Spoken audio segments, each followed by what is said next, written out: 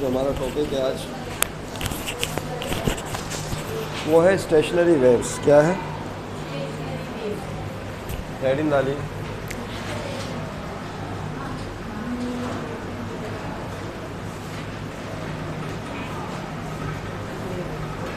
इसको हम standing waves भी कहते हैं। इसका दूसरा नाम क्या है बोलिए? या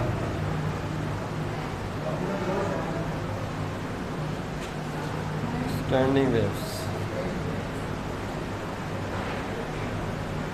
उर्दू में अगर इसका तर्जुमा किया जाए तो यह है साकिन मौजे, या इसको क्या कह सकते हैं, खड़ी मौजे। खड़ी मौजे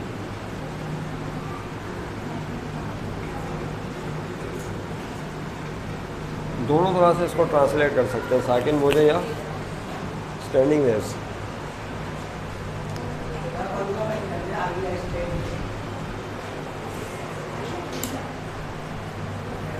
ठीक है, अब सही है।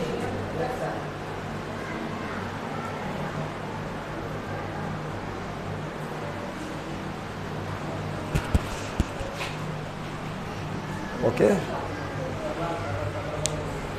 स्टेशनरी वेव देखें किसे कहते हैं। हमने बचपन में वो एक बिस्किट आता था, उस बिस्किट के अंदर 4 होल होते थे और उसमें से धागे जो है ना वो निकले हुए होते थे। हम लोग क्या करते थे, वो इस तरह से धागों को उंगली में फंसा के यूं यूं करते थे, तो बिस्किट जो है ना गोल गोल घूमने लगता था और बड़ी आराम से बड़ा इंजॉय करते थे इस चीज़ को। जब खेल के फारिग हो जाते थे उसके बाद बिस्किट खा लेते थे, धागा फेंक देते थे। इस डेट के लिए ये इस तरह से किया करते थे। या एक और मिसाल मुझे याद आ रही है, आप एक रबर लें, रबर को खींचे, रबर को खींचने के बाद आप बीच में से ज़ोर से उसको प्लग करें। जैसे ही आप प्लग करेंगे तो रबर ऊपर नीचे तेज़ी के साथ वाइब्रेट करेगी और आपको एक इस टाइप की शक्ल नज़र आएगी। यानी ये एक रबर थी, जब आपने इसको बीच में से प्लग किया तो आपको इस टाइप की शेप नज़र आएगी। नहीं समझे बात? रबर इस तरह से वाइब्रेट करेगी और इस टाइप की शेप नज़र आएगी। इसको कहते हैं लूप। क्या कहा जाता है इसे? कि एक लूप है, दिस इज़ कॉल्ड लूप। कि रबर जो एक लूप के अंदर वाइब्रेट कर रही है। यहाँ पे रबर वाइब्रेट करती है। या आप घर पे तजुर्बा कर सकते हैं, कोई भी रबर ले लें, उसको खींचे, खींचने के जिस तरह वाटर बॉल में नहीं होती रबर, खींचने के बाद बीच में से प्लग करें, वो वाइब्रेट करेगी। हम ये बात जानते हैं, जहाँ वाइब्रेशन होती है वहाँ पे वेव होती है। जहाँ वाइब्रेशन होती है वहाँ पर, और जहाँ वेव होती है वहाँ पर वाइब्रेशन के बगैर वेव नहीं हो सकती, और वेव के बगैर, ये दोनों एक दूसरे के लिए लाजमी मलजूम है। जहाँ वेव है तो वह समझ जाए कि वहाँ वाइब्रेशंस है, या जहाँ वाइब्रेशंस हैं तो समझ जाए वहाँ पर क्या मौजूद है, चाहे नज़र आए या नहीं आए वहाँ पर वेव मौजूद है। तो इसका मतलब है रबर वाइब्रेट कर रही है तो यहाँ पर वेव होगी ना। लेकिन आपको वेव इस शक्ल में तो नज़र नहीं आ रही जिस तरह हम पढ़ते चले आते हैं कि वेव इस क्रैश ट्रप की सूरत में होती है। तो इस टाइप की शक्ल में वेव आपको नज़र आएगी। याद रखिएगा, इन वेव्स को स्टेशनरी वेव्स कहते हैं। लेकिन ये प्रोड्यूस कैसे होती हैं इसको हमें समझना है। ये स्टेशनरी वेव कहलाती हैं, लेकिन प्रोड्यूस कैसे होती है, डेफिनेशन इसकी यूँ होगी। कहाँ लिखे? मिटाना पड़ेगा।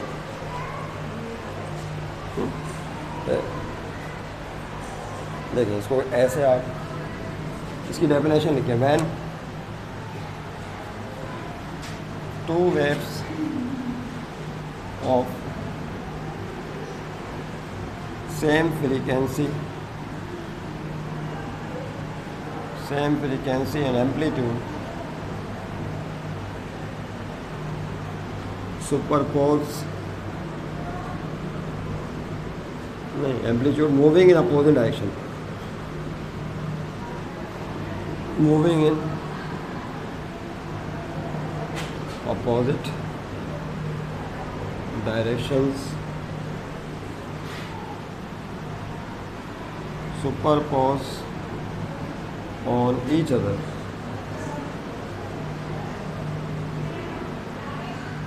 stationary waves are produced. Stationary waves are produced. Specially wave produce होती है। देखिए किस तरह से होता है मामला, इसको समझिए। डायग्राम बनाइए।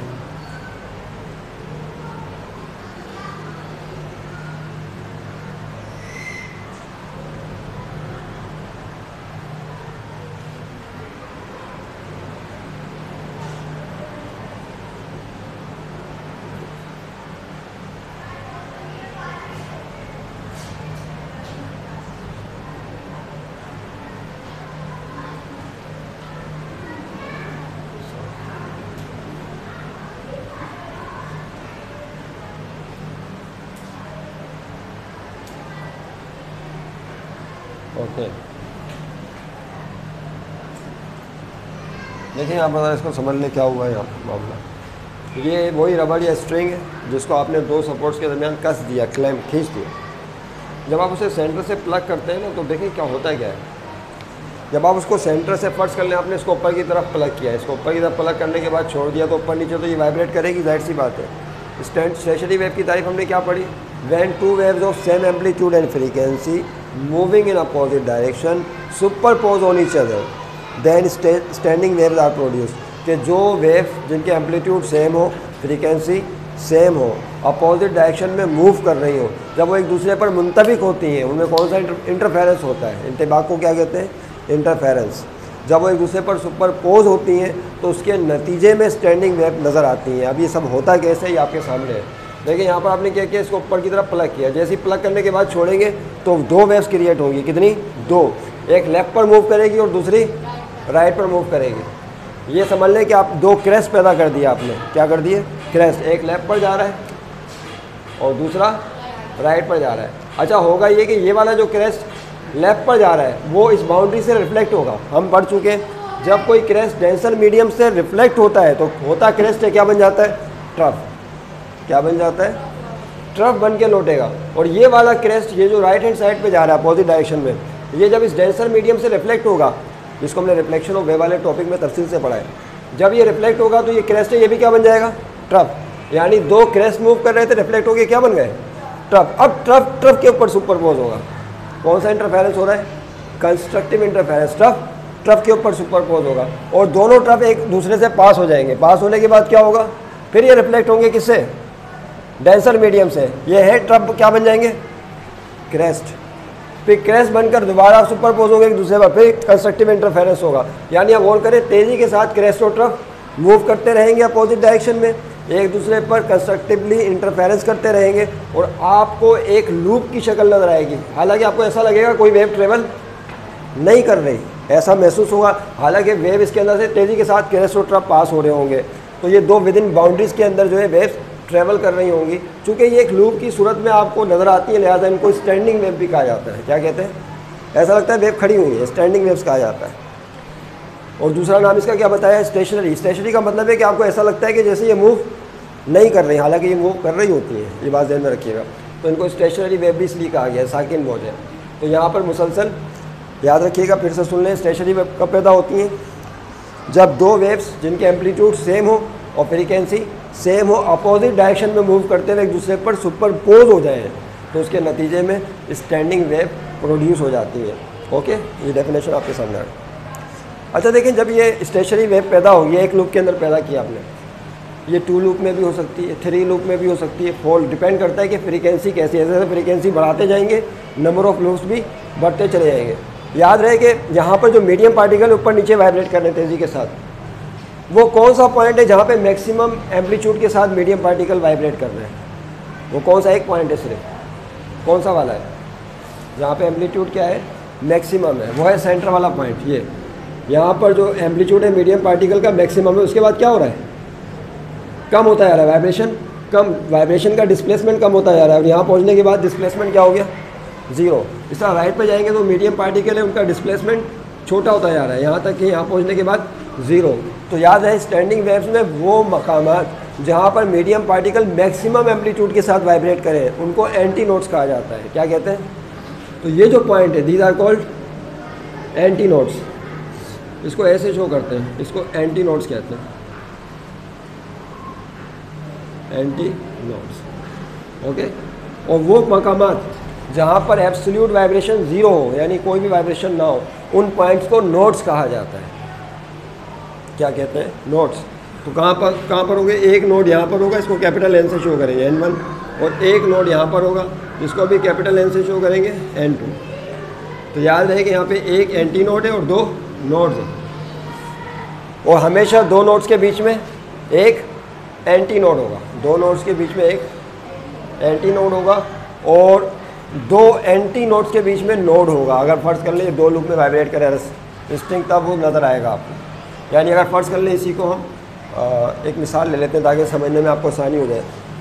फ़र्ज़ करें ये जो वेव पैदा हुई है, इसकी फ्रीक्वेंसी, फ़र्ज़ी बात हो रही है, इसकी जो F1 फ्रीक्वेंसी है, एक लूप की फ्रीक्वेंसी सपोज 10 हर्ट्ज है, कितनी है? इसके जो मीडियम पार्टिकल है 10 हर्ट्ज फ्रीक्वेंसी के साथ वाइब्रेट कर रहे हैं, 1 सेकंड में 10 दफ़ा उछल कूद कर रहे हैं, साल लफ्ज़ों में यूँ समझ लें, तो इस बार फ्रीक्वेंसी 10 हर्ट्ज है। अगर आप चाहें कि रस्सी 2 लूप में वाइब्रेट करें, 2 लूप्स बने, तो उसके लिए आपको फ्रीक्वेंसी को डबल करना होगा। 10 से कितना कर दें? 20 हर्ट्ज कर दें। जब आप 20 हर्ट्ज फ्रीक्वेंसी के साथ इसको प्लग करेंगे तो फिर ये 2 लूप में वाइब्रेट करेगी। देखिए इस तरह से, तवज्जो रहे।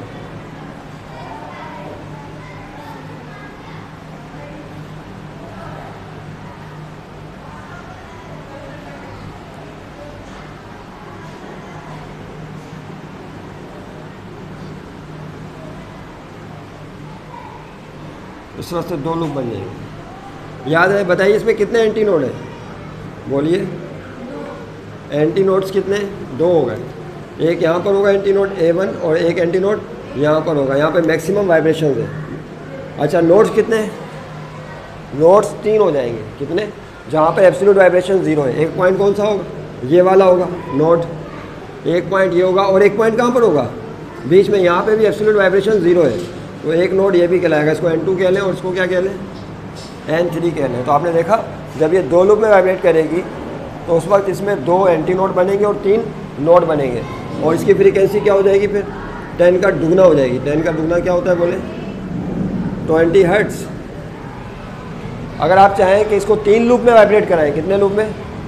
3 लूप में, तो फिर आपको फ्रीक्वेंसी ट्रिपल करनी पड़ेगी। 10 का ट्रिपल क्या होता है? 30 होता है। 30 हर्ट्ज फ्रीक्वेंसी के साथ वाइब्रेट कराना पड़ेगा।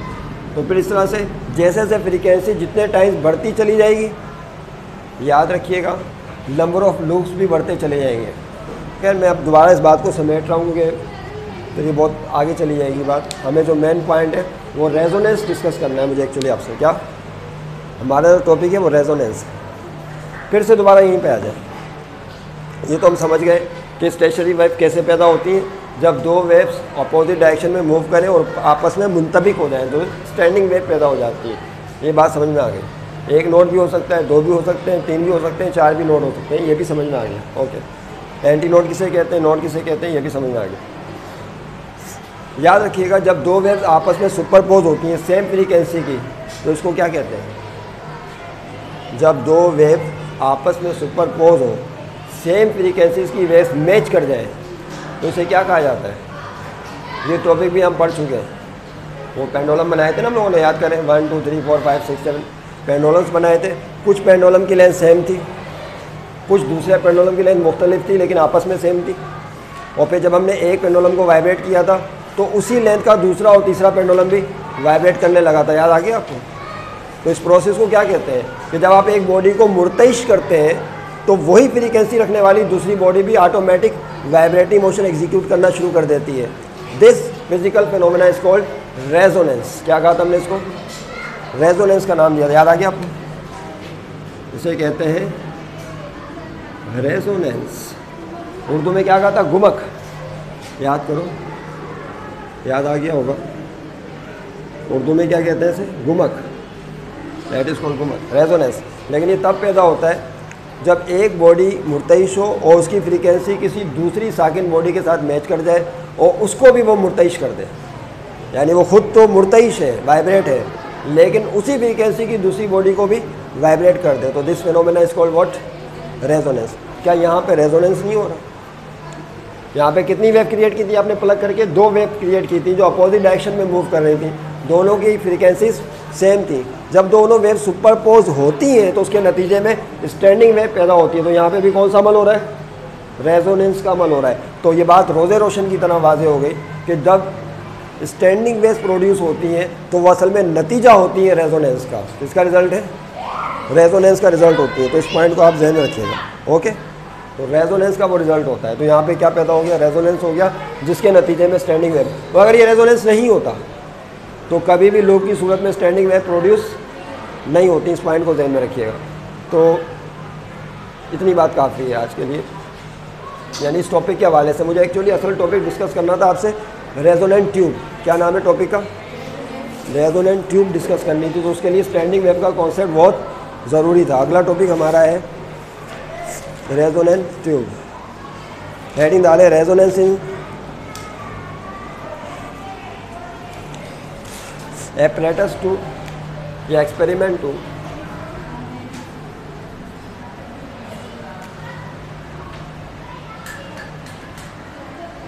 experiment to demonstrate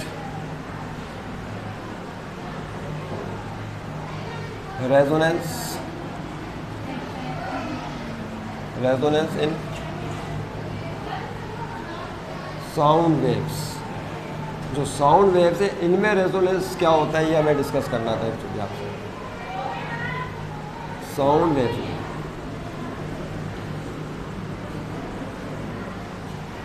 तो इसको हम नेक्स्ट वीडियो में करते हैं, ठीक है।